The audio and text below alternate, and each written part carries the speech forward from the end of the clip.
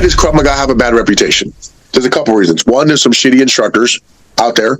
There's too many guys who came from Taekwondo schools who took a one-day course and took it back to their gym and started teaching Taekwondo Krav.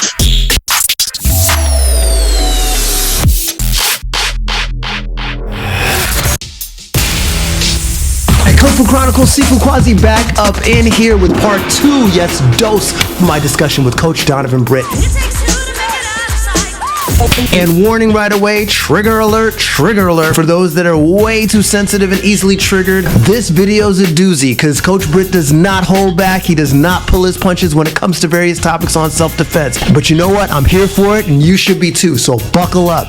Listen, that said, drop those likes down below, or maybe in this case, dislikes. We'll see. But I challenge you, if there are points of view that you guys strongly disagree with, let's do that constructively in the comment section below. And share the video to create even more great discussions. That's how we grow as a martial arts community, right? Let's go, you know that's my motto. Follow us further on all of our social media that I'll put here and all around. And listen guys, stay till the end of the video. I promise you it'll be worth it because Coach Britt has a great story on the time he got to spar the UFC's own Forrest Griffin. You heard me right. So let's do it. Now, right? Talk about your social media presence because I think it's awesome, man. Personally, I go to your stuff, like I see there's a lot of people I subscribe to, but I'm like, with some of the stuff is like, oh, that's on point.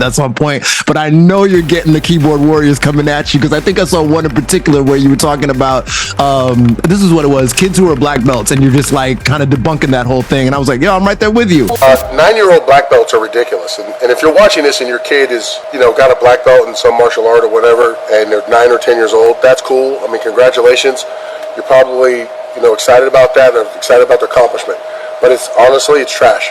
Children can only be black belts at being children. When you talk about being a black belt, you're an expert, and I don't want to hear this nonsense about being an expert to the level that they're at. That's trash. That is, in my opinion, McDojo nonsense. Every time I see like kids who are black belts, I'm kind of like, that's some bullshit. But that's not a popular opinion. Everyone's like, no, you gotta the self-esteem up. And yeah, well, these are the people who either got their own black belt that way, or they're currently paying for little Johnny to get their black belt. For only $300, you can sign up right now for my 8-week program. But my thing is well, you can't say that. Yeah, I am saying it. You can't say that. Yeah. If you walk into an academy and you see black belt kids everywhere, their black belt is useless. It's valueless because everyone has it.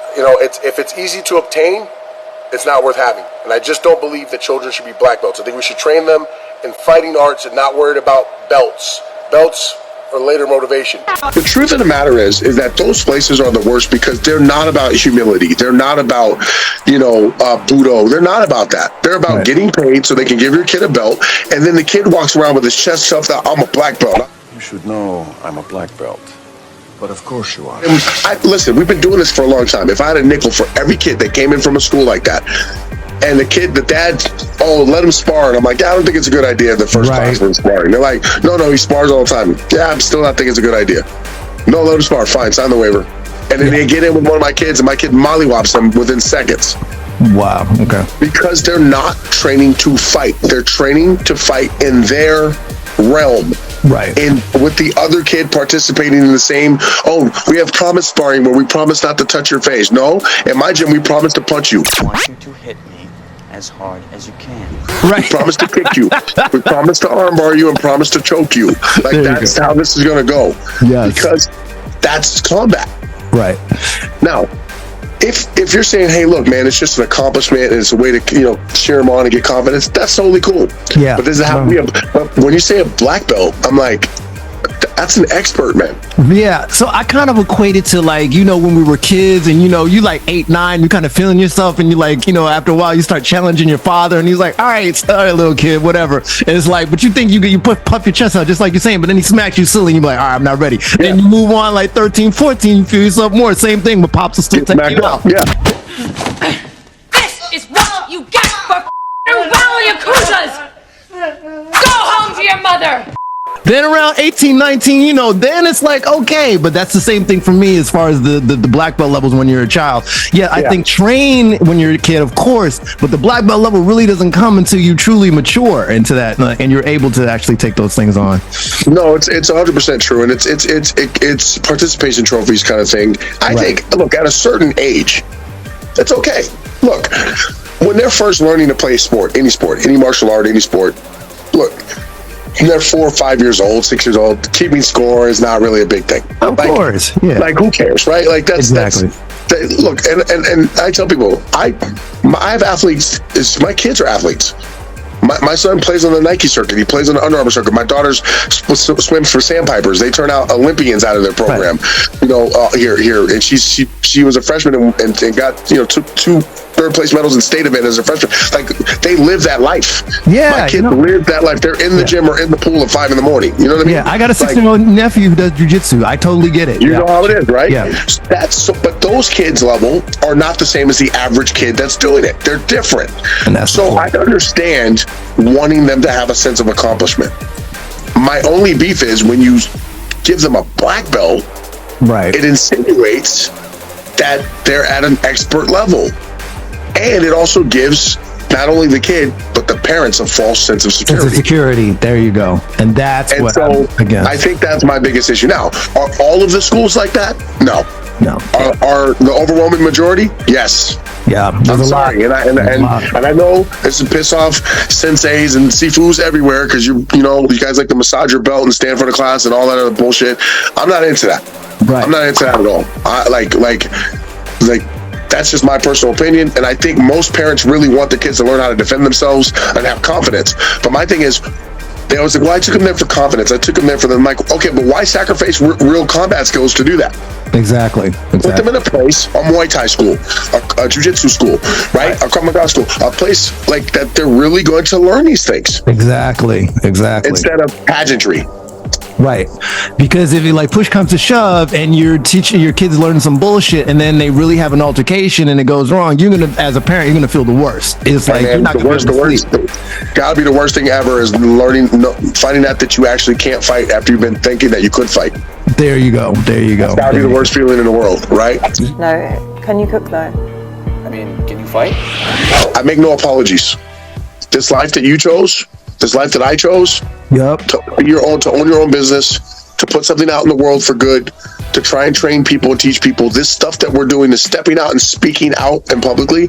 You can't choose this life and then bitch about the stuff that comes with it. Yeah, exactly. We don't have control of that anyway. It's like, so yeah. And I'm with you. I love that you said that because it's like, listen, I do the same thing. It's like having a bad day. We all have them. But it's like, for me, always looking back, it's like I had a grandfather who worked 2 jobs consistently, was a vet in the Army, got his Purple Heart and everything. But for the sun up to sundown, 6 a.m., he'd go to work as a teacher. And then he'd go to his second job working for the post office. Wouldn't come home till 11 at night. And I would spend summers with my grandparents. I would see it all the time. It's like, that instilled that work ethic in me. It's like, yeah, you're having a bad day, but comparatively so for what we do, it's like, yeah, you got to teach people how to punch your kids or whatever. Right. Like, my grandfather was in a 101. He was in the 101st Airborne. Like, relatively speaking, being in the Army and getting shot at and being in the Army in the 50s was way worse a whole lot than anything the shit that we're dealing with. Now, that doesn't demean or diminish what we're dealing with today. We still deal with issues. Absolutely. But if we're going to be honest, we have some self-inflicted shit that we have to stop doing too, right? Yes, sir. Like, every problem in our community doesn't come from outside the community. Yes. Yeah. Right? And so that was something that I felt like our grandparents understood and accepted, where I call it, like, we culturally, we can't start acting like a bunch of privileged suburban white women and complaining because Starbucks ran out of pumpkin spice today. Yeah, and I feel like I don't like it when lattes taste like that. That's not a real problem. So we have real problems, so like, when I'm, like, I just finished training before this day. I'm sweating, so just finished training. But when we train, or when I wake up in the morning and I know that my son is watching. Yeah. You hear me? So like everything I do is so that I'm making that model for him. Hey, work is the only way out of this. Yes, sir. I love that. Work smart and hard. And we're going to surround ourselves with the same people, the same mentality. And anybody who doesn't have the mentality, I can love them, but they cannot be in my circle. There you go. Yeah. Like, I can love you, but I got to leave you where you're at because you're not ready to come with us. Yeah. Like breeds like. Yes, absolutely. Right? So that's very, very important when you're talking about being an entrepreneur and the challenges. Now, a lot of people will say, well, everybody has challenges. Everybody does have challenges, but not everybody has the same challenges. Of course. And And not everybody's carrying the same baggage and shit that, you know, when you and I walk into a room, whether we like it or not, we carry with us the negative shit that people think about black folks. Yep, absolutely. I was on the use of force review board here in Las Vegas. We have a very unique board, unique to any place in the country.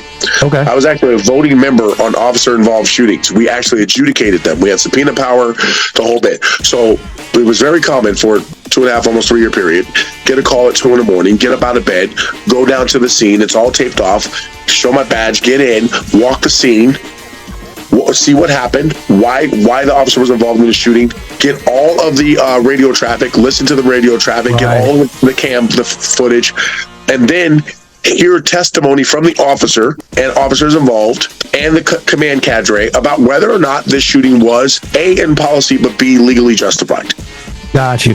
And then we adjudicated those. We were the ones involved. We had more civilians on the board than police officers. And this is the CERT program? Because I was going to ask you about this. Yes. Okay. Yeah, I was going to ask you about this. How you got involved? CERT. So I'm off the board now, so I can talk about it now. We were sworn to secrecy before. Oh, okay, cool. So yeah, while you're an active member, you're not really supposed to talk about it. But talk about it. I get it. But it was one of the most rewarding experiences of my life and one of the most educational experiences of my life. And the reason why I did it, I've always had an interest in law enforcement, and I've always worked with and trained police officers and and done these things. But and in another life, when I was in loss prevention, I arrested over 500 people, cuffs on, handcuffs on. I arrested people who were wanted for murder and all kinds of stuff, right? So I'm certified in use of force, arrested control. So, but I wanted to get behind the scenes and say, okay, look, before I open my mouth about something, let's go through this entire investigative process about why, who, what, when, why, where, and how. There we go. Yeah. So now I can speak from a professional standpoint, as an expert on the matter of use of force. Got you. And I will tell you, 99% of the time they get it right.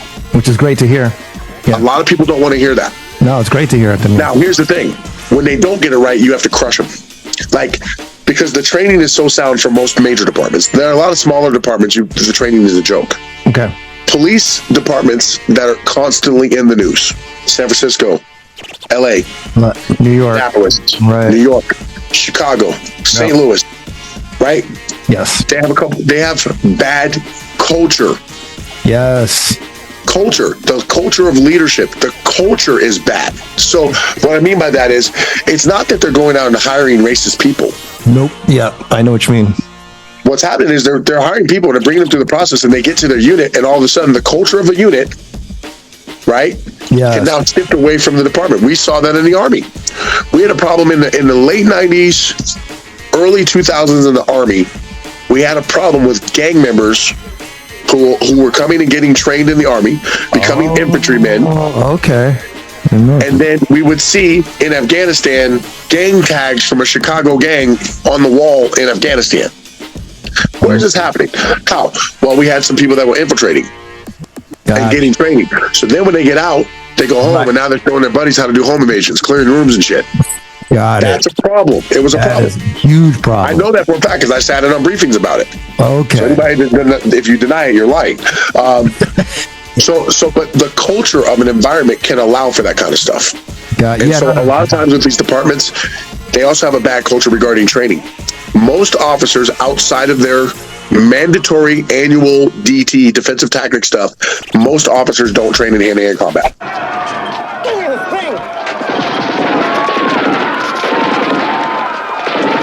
No, and it's so true. We've got, and probably you do, law enforcement that will come to you for training and stuff, and you're amazed sometimes at how much these guys don't know. You're like, really? Yeah. Police academy? None of the basic punches? Nothing?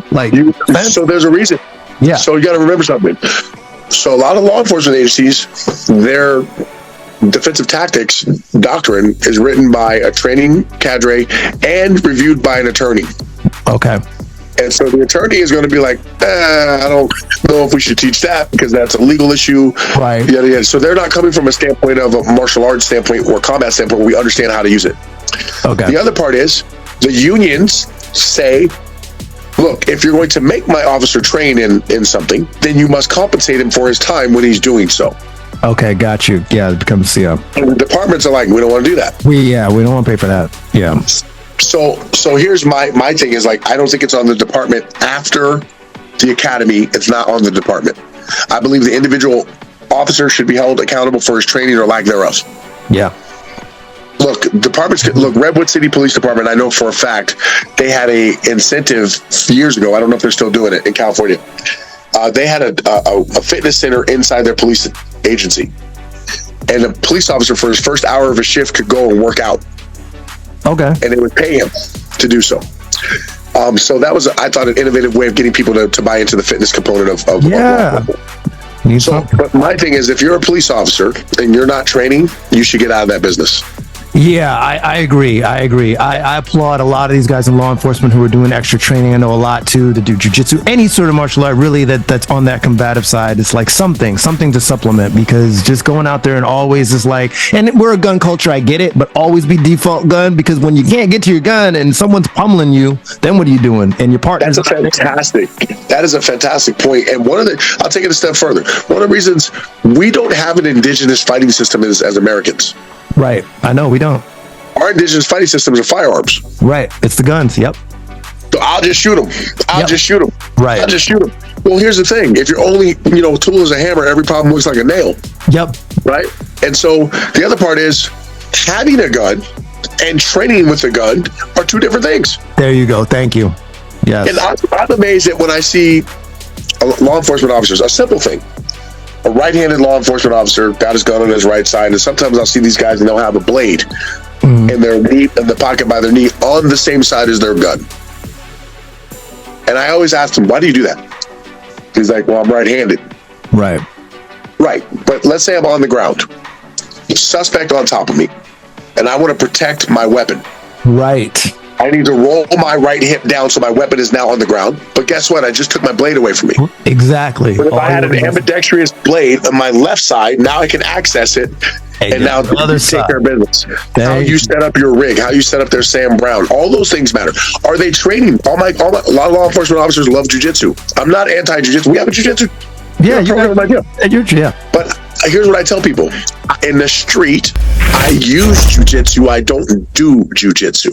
Got you. Yes. So what do I mean by that?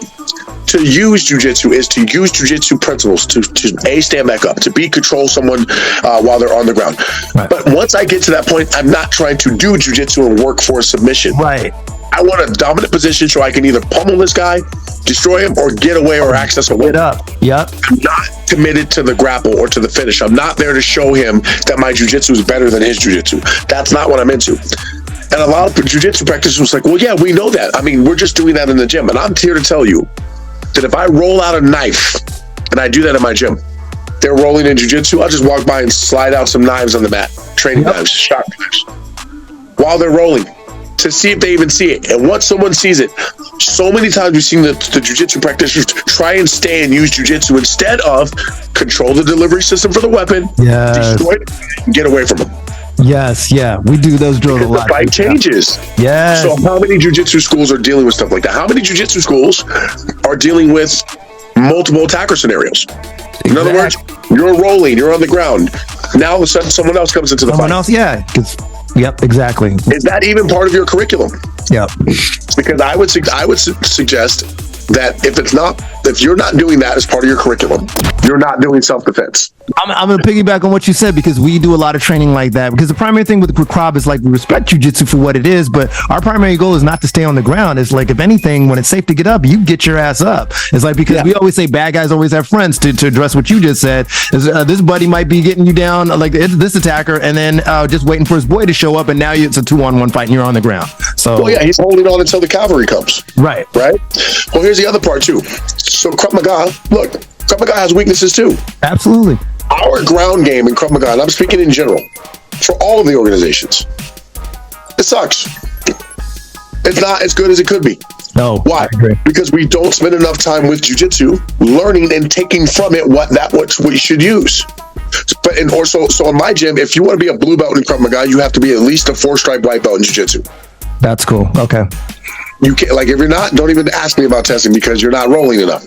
Okay. Now, as you want to be as your belt goes higher, I require you to have a higher belt in jiu-jitsu. Okay. Why? Because you have to understand now, that doesn't mean you need to be you need to become a black belt to have a black belt.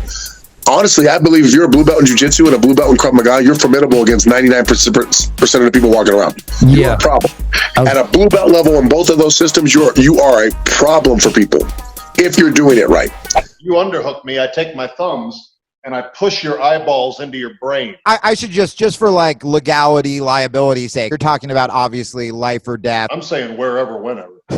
Sure. And then grab the chin and the back of the head here. Yeah. Back, and then just.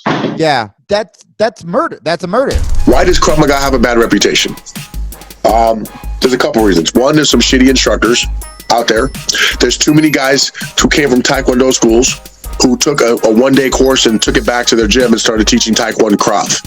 Right. Yep. That's just the truth of it. Okay. There's that. The second thing is there's too many Krav Maga people who are what I call hiding in Krav Maga. What I mean by that? They're not training and learning how to fight. They're learning Krav Maga, but not fight skill. Okay. They're not sparring. They're not training in MMA. They're not pushing the envelope to learn to improve their fight skill. Right. So here's what happens. So now someone, I did a response video to Joe Rogan, who I think is hilarious. I love Joe Rogan. I don't agree with everything he says, but I don't have to, and that's not the point. Same here. I like the guy, and at least he's not afraid to speak his mind. There you go. I happen to disagree with him on this jiu-jitsu thing. He was like, if someone's really good at jiu-jitsu, good luck stabbing them with your keys. You don't have a chance. All that Krav Maga shit's out the window, son. Yeah, it's good to know what to do if you run into someone who doesn't know how to fight. It's way better to know what to do to someone who knows how to fight. Well, there aren't roving bands of high-level jiu-jitsu guys attacking people. Yeah, that's the other thing. So what is more likely? I will be attacked by a high-level jiu-jitsu person, or some dude in a road rage is going to grab something in his car and come and try and take my head off. There you go. Exactly. Yeah.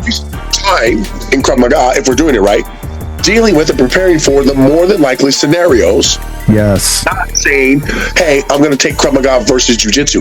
Because then it becomes a style versus style argument, which is the oldest, most boring argument in all of martial art. Yes. However, Krav Maga people can't be arrogant enough to believe, I have an MMA fight team. We do quite well. We just had 3 of our fighters fighting tough enough. We went 2-1, and one of them was a very suspect decision. I'll just say that. Okay. Very suspect. Referee, what's up? Not the ref. It was the couple judges. I'm not going to say their names. Okay. Got you. They're notoriously awful. I'll just say that. Okay. But at any rate, I still own our fighter. If we leave it to the judges' hands, that's what. That's true. That's true. But I say that to say this. I don't send my fighters into an MMA fight with Krav Maga. They'll get their ass kicked. Right. Because that is not the right tool for the job. And it would be extremely arrogant as a coach to say, don't worry, Krav Maga will fix everything. You just go fight MMA. No. Right. We're fighting MMA. We train MMA. We behave like MMA fighters. We train with some of the best people in the world. My fighters are sparring with some of the best fighters in the world, named fighters. And that's how you get better? Why? That's how you get better. That's how you get better. Guess what? Krav Maga people can get better. I'm going to tell the story in the podcast, but I'll give you guys a little snippet. Forrest Griffin kicked my ass one day. Okay. I sparred with Forrest. What are you doing? I just saw Forrest a couple weeks ago, and we were laughing about it. Nice. The Forrest used to be a cop, so he understands Krav Maga. He understands why. Okay. And so fighting Forrest then, he was still fighting and he was competitive when I sparred him. It's like fighting somewhere a crossbreed between a gorilla and an octopus. Forrest is so strong and he's so skilled, he can hit you from anywhere and you think he has more limbs than he does. Yeah, nice. So he was very politely beating me up, and then I got the bright idea. I said, I know, I'm going to shoot in and take him down on the ground. Which he, like a gentleman he is, he let me take him down. He let me think I was doing something to him, and then he submitted me. And so afterwards, we were laughing and joking about it, and he said, no, man, you did some really good things. He's like, look, it's just different, a different world. He's like, look what you couldn't do. You couldn't kick me in the groin. You couldn't gouge the eye. You couldn't do these things. So those tools are gone from you. So now, you're so we're working on this deficit. But I as a Krav Maga instructor, I didn't feel any shame. The guy's a UFC Hall of Famer. Of course, yeah. So I learned a lot in those sessions. The same thing when I learned my first day rolling jiu-jitsu ever. My partner was Frank Mir. I was really focused to take him out. Okay. Like, I didn't even know how to tie my belt, and they're like, "Go roll with that guy." And I'm like, I look over and I see the only guy I see standing there is a guy who looks very familiar to me. I'm like, "Who?" They're like, "Him." And I'm like, I'm like, "That guy looks like Frank Mary." They're like, "It is Frank Mary." I'm like, "No, this is my first day." Right. Throw you in the deep end. Throw you in the deep end. Go. So people are like, "Well, how did that go?" And I'm like, "How do you think it went?" Right. It was awful. But it was good too at the same time because I learned and I was able to have someone at a high level have my arm and have me in armbar and then talk me through what I did wrong, what I did. So I'm able to take that knowledge and pass it on to my students and put it in my own game. So when I tell Krav Maga people all the time is stop being arrogant. Yes. Stop being arrogant and stop being cowardly.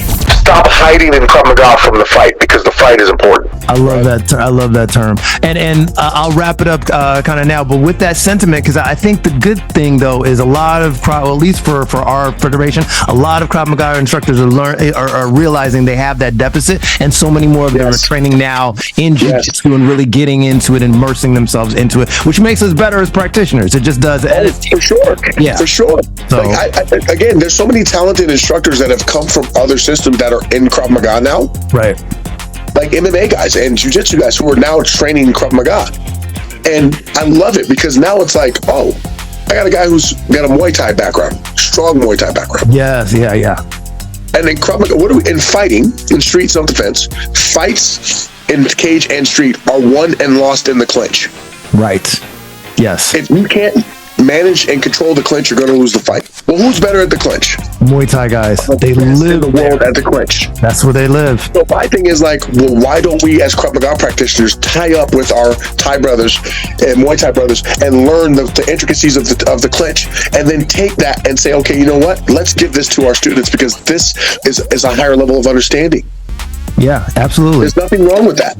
A lot of Krav Maga old schoolers don't like it because they think it has to come from on high to do this. Like, you know, all the first generation students of EMI still fighting over who has the rights to be the grandmaster. Right. It's boring and it's stupid, and I don't listen to it at all. In fact, I don't even care. Anyone in Krav Maga, I don't care what you call yourself. I want to see what you can do. Right. Exactly. I call it like grandmaster. I don't give a shit. None of that. Show me what you can do. Right. I call it the who's the master freaking argument. You know, the Shogun of Harlem is just who's the master?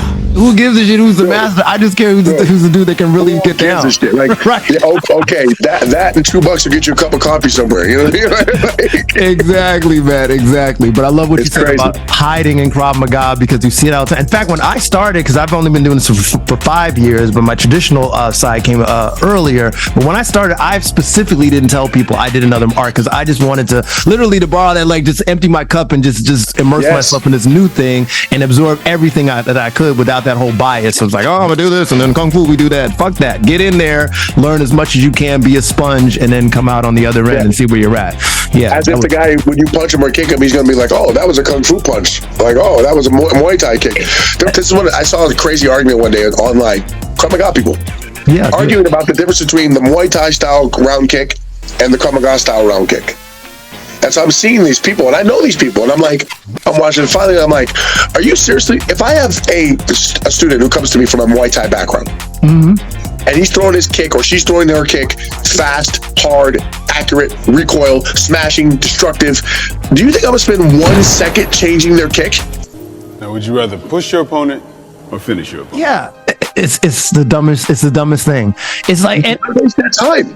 And it's like you brought up Bruce Lee before. The greatest thing that he did was all the cross training. He was like, because he knew the best people to learn from kicking was the Taekwondo people. It's like, say what you want. It's like those fools can kick. So when I want to learn proficiency in kicking, I'm either going Muay Thai or Taekwondo. It's like 100%, 100%. And if I want to know grappling, hey, I'm in here on Jiu-Jitsu. I'm here with the Roman Greco wrestlers. I need Thai work. I'm going to Muay Thai. Inside fighting, elbows, that's Thai work. And then we add our Krav Maga mentality and our understanding of weapons defenses and scenario-based training to that. Now you got yourself a pretty damn good fighting system. Yes, sir. But it's got to grow forward, and it's up to us, those that understand the mix, to move the system forward. Emi's not coming back. Respect him, R.I.P. Emi, but he's not coming back. So the rest of us got to move it forward. Absolutely. So I'll leave it on a quote that you have, and I love this. It says, and then probably you have it somewhere in your school. When the man attacks us, he has no idea that we have been preparing for him. We're prepare to unleash hell on him, and he is in for the worst day of his life. Basically, if you're prepared for the fight, then you're good. You're good to go. So listen, if you stay ready, you don't have to get ready. Exactly. I love that. Thank you for having me. Listen, I love it, man. It's been great. Anything, of course, if I can ever be of any assistance, let me know. No, absolutely. I'm all that organizational shit don't mean nothing. I don't care what organization you're with. You're in Krav Maga, you're in fighting, you're in training, you're with me. We're good. Let's go. I love that, man. And if people want to get in touch with you, all your website stuff is good. Any other, like what's so obviously follow us on TikTok at Las Vegas Combat Academy. We're at Krav Maga 702 on Instagram. We're getting ready to change all that stuff. Las Vegas Combat Academy also on Facebook as well. Follow us, and then I've got a podcast. It's called Give Me the Mic. We've been cutting it up and kind of letting it go, but we're going to actually release that very, very soon. So Give Me the Mic is coming out soon. I'm actually filming the second episode tomorrow afternoon. So that's going to be dope. And we're going to talk about a lot of different things, not just fighting, not just self-defense, but some of the stuff that we've covered here and other stuff as well. So follow us, like, haters, YouTube. Got to give you guys something to do too. Love all you guys. Thank you so much, man. Okay, so there you go. Your thoughts. I know you got a few. Drop them down in the comment section below. Let us know what was good, bad, and different. It's all love. And do keep it locked, because I've got so much great content coming at you for the rest of the year and more. I promise you guys, you can always hit me up on my social media if you've got thoughts and ideas on who you guys would like to see me interview next. Guys, stay safe and check out a few other videos you guys might like while you're here. Thanks to Coach Donovan Britt for being a part of this video, of course. Hey, this is Coach Britt with Las Vegas Combat Academy, and thank you for watching Kung Fu Chronicles. See you all in the next round, and of course, keep punching.